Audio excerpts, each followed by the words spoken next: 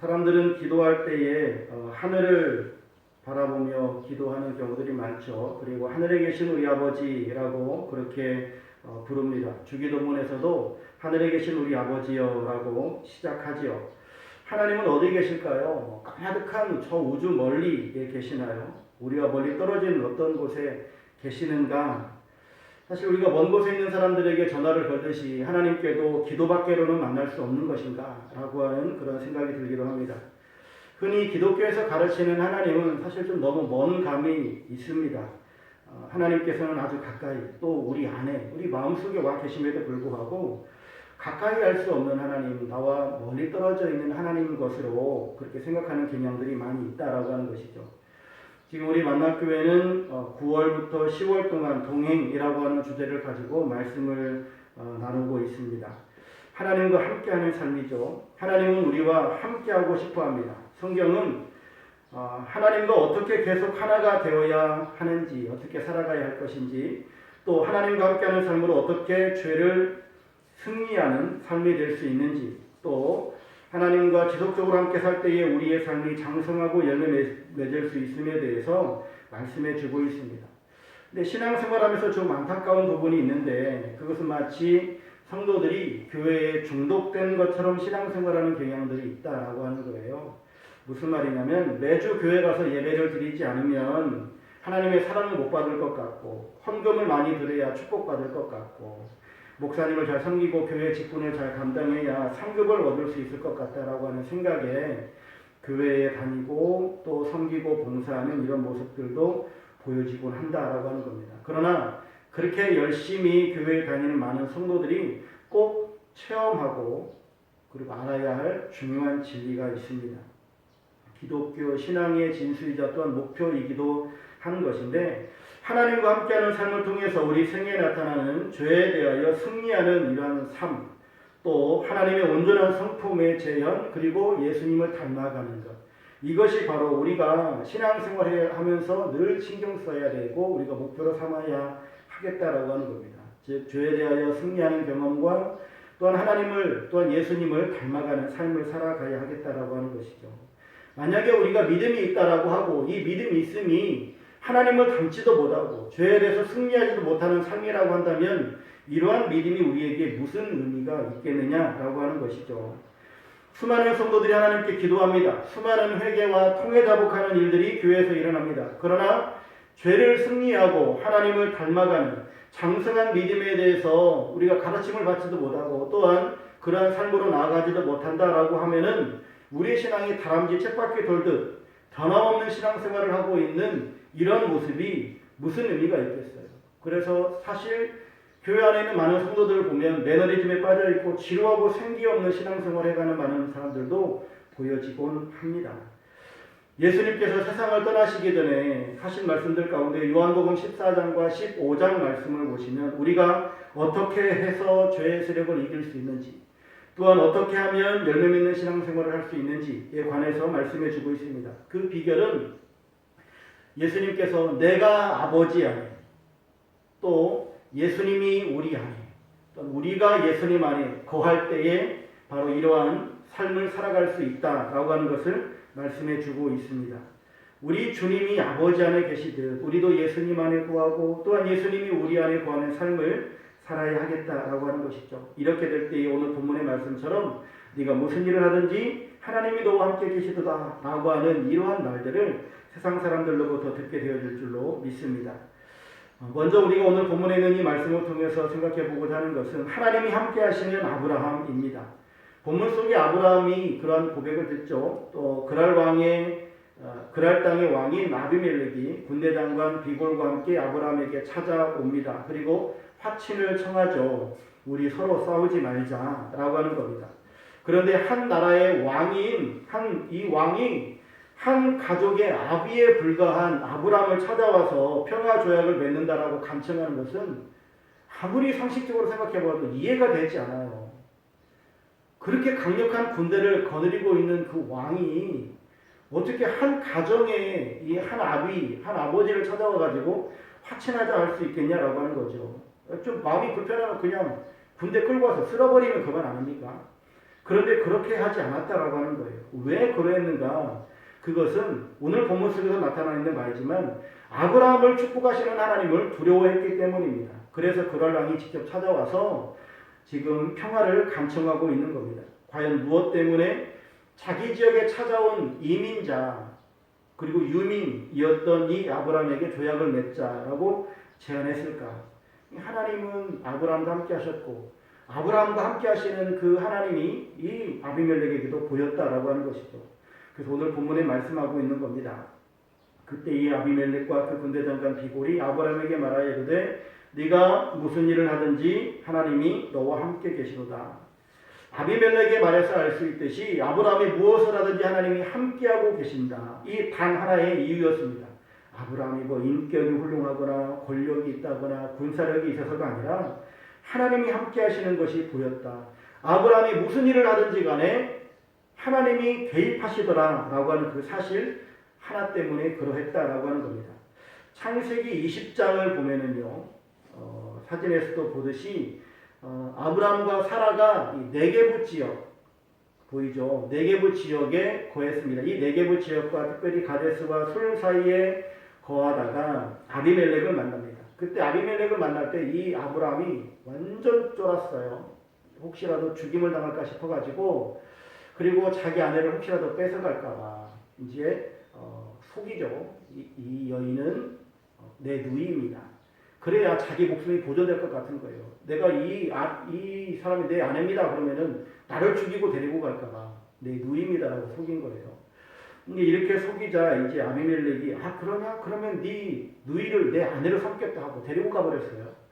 그러자 그날 밤에 하나님께서 아비멜렉의 꿈에 나타나십니다. 그러면서 하나님께서 말씀하시죠. 네가 데려간 이 여인으로 말미암아 네가 죽으리니 그는 남편이 있는 여자임이라 라고 하나님께서 말씀하십니다.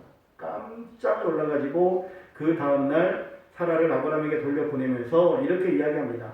네가 어찌하여 우리에게 이렇게 하느냐? 내가 무슨 죄를 네게 범하였기에 네가 나와 내 나라가 큰 죄에 빠질 뻔하게 하였느냐? 라고 따져 묻습니다. 아비멜렉의 입장에서는 얼마나 놀랬겠어요. 꿈에 천사가 나타나가지고 그 여자 건드리지 말라고 하는 이러한 소리를 들었으니 도대체 저 아브라함이라는 사람은 도대체 누구이길래 이러한 천사가 나타나서 나에게 이렇게 경고까지 하는가라고 생각했다라고 하는 것이죠. 그리고 20장 17절 말씀 보면 아브라함이 아비멜렉을 위해서 기도하자 그 집안에 닫혔던 태가 모두 열렸던 사건들이 일어납니다. 한 사람이 기도하니까 또 그 나라에 닫혔던 태들이 또 열려지는 이러한 일들이 일어나는 거예요. 아비멜렉의 입장에서 보면은 그 아내 데리고 왔다고 너 죽을 거다라고 천사가 말하죠. 또 아브라함이 기도하자마자 그 나라에 닫혔던 태들이 또 열려버리죠. 이런 일들이 발생하니까 이 아비멜렉의 입장에서는 이건 뭐 보통 사건이 아닌 거예요.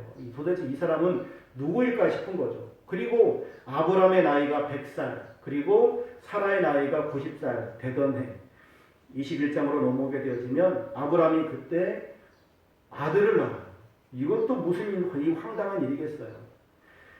도대체 사람의 상식으로는 벌어질 수 없는 그런 일들이 일어나고 있는 겁니다.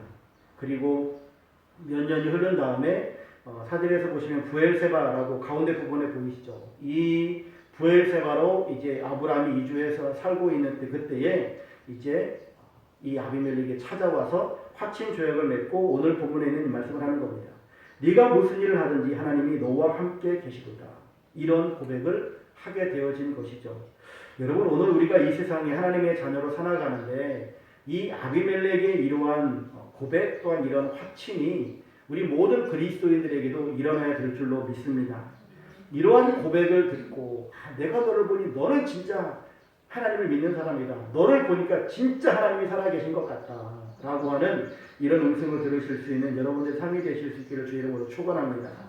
이러한 현장들이 또한 초대교회 때도 일어났는데 사도행전 2장 42절부터 보면 초대교회 성도들의 그러한 생활상을 말씀해 주고 있죠. 여기에 보면 세상 사람들이 교인들을 바라보면서 나타내는 두 가지의 반응이 있어요. 거기에 빨간 글씨로 써 있는 부분들을 보면 사람마다 두려워했다라고 말씀해 주고 있습니다. 주님의 제자들이 성령의 능력을 받아서 기적을 일으키는 모습을 보니까 이건 뭐 보통 일들이 아닌 거예요. 사람들은 자신들이 이해할 수 없는 일들을 만났을 때 두려움을 갖게 되어지는데 자기의 상식으로는 설명할 수 없는 이러한 일들이 제자들의 손을 통해서 일어나게 되어지자 세상 사람들이 두려워했다라고 하는 겁니다. 또 하나의 반응은 칭찬이었습니다. 서로 물건을 통용하고 그리고 진정한 사랑 속에서 하나로 뭉쳐가서 살아가는 이러한 모습들을 보고 보니 너무나도 아름다운 모습인 겁니다. 그래서 그들을 칭찬할 수밖에 없었다라고 하는 것이죠. 그 결과 마지막에 보면은 주께서 구원받는 사람을 날마다 더하게 하시니라 라고 말씀해 주고 있습니다. 그랄 왕이 아브라함을 찾아왔듯이 초대교회 때도 믿지 않던 그 사람들이 교회로 찾아와서 너도 나도 함께 믿겠다라고 그러한 고백의 역사가 일어났던 겁니다. 우리 교회도 이런 일이 일어나기를 주님의 이름으로 축복합니다. 우리 교회에 있는 우리 모든 성도님들의 삶 속에 하나님께서 함께 하셔서 역사하시는 모습을 보고 믿지 않는 사람들이 여러분들의 삶을 칭찬하고 또한 하나님을 두려워하며 우리 만남교회로 또 지금 우리 한국교회 모든 교회들로 쏟아져 올 수 있는 이러한 일들이 이러한 역사가 일어날 수 있기를 주의 이름으로 축원합니다. 하나님이 함께 하시는 사람들의 모습이 있어요. 하나님의 사람이라고 하는 것은 똑똑하고 유능한 사람들을 가리키지 않습니다. 하나님의 사람의 특징은 무슨 일을 하든지 어디를 가든지 하나님이 그와 함께 한다라고 하는 것이죠. 또한 그것을 보고 불신자들이 참 하나님이 살아계신 것 같다라고 하는 그런 고백을 한다라고 하는 것이죠. 이 교회는 정말 하나님이 함께 하시는 것 같아 라고 하는 이러한 이야기를 듣는 교회가 되어져야 되겠죠. 교회가 크고 작으면 문제가 되지 않습니다. 우리 교회 이제 창립예배 드린 지 이제 9개월 된 교회이지만 참 감사하게도 교회 오시는 많은 분들이 너무 교회가 따뜻하다, 은혜가 넘치는 것 같다라고 하는 그런 말씀들을 주셔서 우리가 정말로 하나님 보시기 아름다운 교회로 또 하나님이 함께 하시는 교회로 세워져 가야 할 줄로 믿습니다. 출애굽의 역사를 보게 되어지면 모세라고 하는 사람이 참 별 볼 일 없는 사람이었죠. 광야에서 양치던 사람이었는데 하나님께서 모세와 함께함으로 말미암아서 10가지의 재앙을 일으키고 홍해 바다를 가르고 또한 만나와 메추라기를 먹이고 또 바위에서도 물이 솟아나는 이러한 일들이 발생합니다. 사람들은 그런 모세를 보고 두려워하기 시작하죠. 모세는 바로에게 갈 때 여러 사람을 대동하고 간 것이 아니라 홀로 바로를 만납니다. 이러한 모습들을 바라보면서 하나님의 사람들은 오직 하나님만 의지한다라고 하는 것을 볼 수 있죠. 모세만이 아니라 여호수아도 마찬가지입니다. 여호수아도 하나님이 함께 하셨습니다. 여호수아가 가나안 땅을 점령할 때 여리고성이 무너졌습니다. 또한 그가 가는 곳곳마다 남북으로 진격해 내려가면서 31개의 도시국가들을 멸하고 승승장구하는 모습을 보게 되어집니다. 이것은 그의 전략이 뛰어났거나 그가 용맹하거나 아니면 훌륭한 장수여서가 아니라 하나님이 그와 함께 하신 증거인 줄로 믿습니다. 하나님이 함께 하시면 세상 사람들로부터 존경받고 또 많은 사람들이 그를 추종하는 이러한 일들이 일어납니다.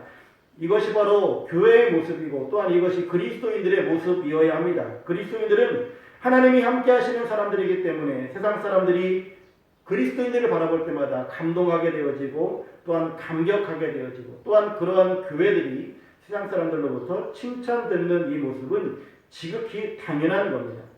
근데 오늘 본문에는 이 말씀을 통해서 교회의 모습도 그러하고 믿는 자의 모습도 참 그러하구나라고 하는 것을 보는데 아비멜렉의 어떤 이 삶을 보면 한계와 또한 우리가 어떻게 나아가야 될지를 좀 생각해 볼 여지가 있습니다. 23절 말씀에 보면 그런즉 너는 나와 내 아들과 내 손자에게 거짓되이 행하지 아니하기를 이제 여기서 하나님을 가리켜 내게 맹세하라. 내가 내게 후대한 대로 너도 나와 내가 머무는 이 땅에 행할 것이니라 라고 말씀합니다. 아비멜렉의 한계는 참 여기까지인 것 같아요. 믿지 않는 자들의 한계가 여기까지인 것 같아요. 즉 그는 아브라함의 삶 가운데에 하나님께서 함께 하심을 알았습니다. 그런데 나도 그런 하나님을 만날 수 없을까? 너네 가정의 수호신으로만 믿지 말고 우리 나라도 네 하나님처럼 우리도 그 하나님을 믿어서 우리도 이러한 능력을 체험하고 이러한 역사가 일어나면 안 될까? 라고 이렇게 물어야 되는 게 정상 아니겠어요? 그런데 아비멜렉은 안 물어봐요. 어떻게 하면 그 능력이 하나님을 만날 수 있는지 묻지를 않아요. 이게 바로 아비멜렉의 한계예요. 또한 정말로 우리 그리스도인들의 세상 속에서 바른 믿음의 생활을 함으로 말미암아 세상 사람들이 우리 그리스도인을 바라보고 두려움을 가지고 또한 존경감을 가지고 있다고 한다면 그런 그리스도인들을 바라보면서 나도 그 하나님을 만나고 싶어. 어떻게 하면 만날 수 있어? 라고 이러한 물음을 던져야 되는 것이 지극히 정상적일 거라고 생각을 해요. 여러분 같으면 안 그러겠습니까? 누가 무슨 일을 해가지고 그냥 나랑 똑같이 살았는데 어느 날 갑자기 보니까 자산이 100억이 넘었다고 해요. 그러면은 어떻게 부자가 됐어? 안 궁금하시겠어요? 그러니까 자기가 관심 갖는 거에만 관심이 쏟아져요. 돈에 관심이 있으니까 어떻게 하면 돈 벌어? 이렇게 질문하죠. 정말 내 삶에 이런 하나님의 놀라운 역사, 기적의 역사들이 일어나는 것을 보고도 별 감흥이 없고 별로 배우고 싶지 않은 이러한 세태를 오늘 본문 속에서도 보여주고 있습니다. 그리고 그냥 그 하나님, 능력의 하나님, 기적의 하나님이 함께하는 그 사람하고 그냥 평화 조약 맺는 것 정도로만 만족하는 이 아비멜렉의 모습을 봅니다.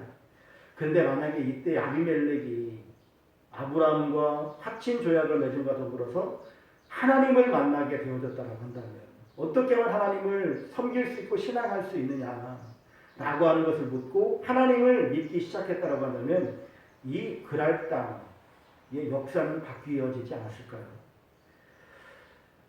참 이러한 부분들이 너무나 안타까운 모습이기도 합니다. 근데 그럴라면 이 아비멜렉은 그냥 아브라함과 화친 조약을 맺고 돌아갑니다. 그런데 아브라함은 이리 화친 조약을 맺고 거기에서 또 가만히 있지 않았죠. 아비멜렉은 33절 말씀에 뒤에 보면은 아브라함은 부엘세바에 에셀나무를 심고 거기서 영원하신 여호와 이름을 불렀으며 라고 말씀하고 있습니다. 즉 하나님께 감사 예배를 드렸다라고 하는 것이죠. 아브라함은 교만하지 않았습니다. 한 나라의 국왕이 자신에게 머리를 조아리며 화친 조약을 맺는 이런 엄청난 일을 경험했음에도 불구하고 교만해지지 않아요. 그리고 이 모든 은혜는 하나님의 은혜입니다. 라고 하면서 하나님께 감사하는 모습을 봅니다. 우리도 매일매일 이러한 감사의 예배를 드리는 삶을 살아가야 할 것입니다. 하루를 돌아보면서 나의 가정을 지켜주신 하나님, 내 건강을 지켜주신 하나님, 나의 배우자와 내 자녀들을 지켜주신 하나님, 내 사업체와 내 직장을 지켜주신 하나님, 우리의 모든 삶을 지켜주시는 그 하나님 앞에 늘 감사할 수 있는 우리의 삶이 되어야 될 줄로 믿습니다. 우리가 하나님을 바라보고 하나님을 낭망하면 낭망할수록 우리 안에 정말로 감사의 조건밖에 없음을 고백하지 아니할 수 없습니다. 우리가 이런 신앙생활하면서 우리가 가져야 될 믿음의 자세는 무엇일까요? 첫 번째로는 하나님의 약속 앞에서 절대 낙심하지 않아야 하겠습니다. 아브라함은 하나님의 놀라운 약속을 받았죠. 너로 인해 큰 민족을 이루게 하리라. 네가 보는 동서남북의 모든 땅을 다 너에게 주리라. 라고 하는 이러한 약속의 말씀을 들었습니다. 그런데 75세 하나님의 부름을 받았지만 아들을 낳은 것은 25년 후인 100세에 낳게 되어졌어요. 그러니까 우리가 하나님의 약속을 받았음에도 불구하고 하나님의 이 약속의 이 결과들이 나타나는 것이 너무나 더디니까 아브라함이 참 낙심할 만도 하잖아요. 그럼에도 불구하고 아브라함은 낙심하지 않았던 모습을 봅니다. 하나님께서도 우리들에게 약속의 말씀을 주시죠. 그리고 그 약속들을 이루어 가십니다. 그런데 우리가 너무 쉽게 지치고 너무 빨리 포기하는 그런 경향들이 있어요. 하나님의 약속은 반드시 이루어집니다. 그 약속을 믿고 나아가실 수 있기를 주의 이름으로 축복합니다. 두 번째로는 하나님의 약속 앞에서 염려하지 마십시오. 하나님께서 그에게 땅을 약속하셨지만 사실 아브라함은 죽는 그 평생까지 땅 한 평 소유하지 못했어요. 야, 네가 밟는 그 모든 땅 다 너에게 줄게 라고 하나님께서 약속하셨지만 정작 자기가 죽을 그 막벨라 풀 그거 외에는 땅을 가져본 적이 없어요. 그러나 결국 그 모든 약속들은 하나님의 은혜 안에서 다 이루어졌던 것을 우리는 성경을 통해서 보게 되어집니다. 여러분 지금 당장 이루어지지 않는다고 해서 염려하지 마십시오. 하나님께서 우리와 함께 하시기에 하나님의 약속은 반드시 이루어지는 줄로 믿으시기를 바랍니다. 그리고 하나님의 약속을 붙잡고 항상 감사하는 마음으로 나가실 수 있기를 주의 이름으로 부탁을 드립니다. 하나님께서 아브라함에게 약속하셨던 모습들은 한치 오차도 없이 다 이루어졌습니다. 여러분, 오늘 우리가 하나님 앞에 나와서 예배를 드리지만 사실 보면 믿음이 무너져 있는 사람들이 너무나 많아요. 믿음이 무너지니까 감사가 사라져요. 감사가 사라지니까 낙심하게 되어져요. 염려하게 되어집니다. 그런데 하나님은 진짜 내 하나님이시고 나의 아버지이십니다. 그리고 성령님은 내 안에 계시고 예수님께서 우리를 위해서 십자가 못 박혀 죽으시고 우리를 위해서 모든 것을 다 이루어 놓으셨습니다. 또한 우리가 수요 예배 때마다 지금 에베소서를 나누고 있지만 주님께서는 우리에게 그 많은 기업과 또한 소망들로 채워주시고 있는 모습을 봅니다. 바라기는 정말로 주님과 늘 동행하는 삶을 살아감으로 늘 하나님의 은혜가 함께하고 또 하나님이 우리와 함께 계시는 증거들이 차고 넘치는 믿음의 삶으로 나아가실 수 있기를 주 이름으로 축복합니다. 우리가 오늘 말씀을 나누면서 하나님을 믿고 하나님께 온전히 마음을 내가 지금 바치고 있는가라고 하는 것들을 다시 한번 생각해 보았으면 좋겠습니다. 오늘 하나님께서 우리와 함께 계시겠다라고 하는 이 약속은 단순히 아브라함에게만 일어나는 사건이 아닌 우리 모두에게도 일어나는 사건입니다. 그랄 왕은 하나님이 아브라함과 함께하는 것을 보았습니다. 또한 보디발도 요셉과 함께하시는 하나님을 보았습니다. 사울 왕도 하나님께서 다윗과 함께하는 것을 보았습니다. 그리고 지금 이 시대 가운데 하나님은 우리와 함께하시는 줄로 믿습니다. 여러분 주변에 한번 눈을 들어 한번 보세요. 주변에 정말로 하나님이 함께하신다라고 여겨지는 사람들이 많이 보이시나요? 그런 사람 찾기가 참 쉽지 않은 이런 시대 속에 살고 있습니다. 많은 그리스도인들 가운데도 보면 회색지대에 머물러 있고 세상과 타협하고 살아가는 사람들이 너무나 많아요. 그렇다면 정말로 하나님의 함께하는 이 사람 내가 되어야 되지 않을까요? 우리가 되어야 될 줄로 믿습니다. 이것이 바로 우리가 예수님 안에 이미 누리고 있는 은혜이기도 합니다. 주님께서 나와 함께 하시기에 우리가 늘 주님과 함께 거하는 믿음의 삶으로 나아가고 우리가 주님께 우리 모든 삶을 맡기고 살아가야 하겠다라고 하는 것이죠. 예수님이 또한 성령님이 우리 안에 거하시는데 왜 주변에 있는 많은 사람들은 그것을 잘 느끼지 못할까요? 인식하지 못할까요? 가장 먼저는 나에게 그런 확신이 없어요. 나에게 그런 확신이 없으니 주님께서 정말 내 안에 계시는가? 이런 의심이 들어서 사는 사람들도 보곤 합니다. 여러분 내 안에 주님이 계신다는 것을 느낌으로 알려고 하지 마시고 말씀을 결론 삼는 이러한 자세가 우리에게 필요합니다. 여러분은 예수님을 나의 주님이라고 고백하십니까? 그렇다면 성령님이 이미 우리 안에 와 계신 겁니다. 누구든지 예수를 저주할 자라 하지 아니하고 또 성령으로 아니하고는 누구든지 예수를 주시라 할 수 없느니라 라고 말씀합니다. 또한 성령님은 우리에게 와서 영원토록 함께 하시겠다라고 약속해 주고 계십니다. 다른 보혜사를 너희에게 주사 영원토록 너희와 함께 있게 하리니 라고 말씀해 주고 있습니다. 하나님이 여러분과 함께 하십니다. 여러분이 예수님을 주님이라 믿고 고백하며 하나님을 아버지라 부르고 기도하고 있고 하나님이 주실 은혜를 하나님이 은혜 주실 때 은혜라고 깨달아지며 성령의 근심을 느끼며 하나님의 일을 향한 소원이 있고 영혼을 구원하고자 하는 마음이 있다면 여러분들은 지금 하나님이 일하고 계시는 중입니다. 주님이 여러분과 함께 하심을 믿으시기를 바랍니다. 저는 매 순간순간 주님이 제 안에 계심을 고백하며 감사합니다. 그 증거가 너무나도 분명하고 많으니 달리 의심할 상황이 아니에요. 그래서 너무나 여러분들의 마음을 지켜주시고 여러분들과 늘 주님이 함께 하시기에 그 하나님과 동행하며 믿음의 삶을 살아감으로 세상 사람들로부터 존경과 사랑받고 칭찬받는 또한 많은 사람들이 여러분들을 추종하고 따라다니는 귀한 삶, 복된 삶이 되어지시기를 주 이름으로 축원합니다.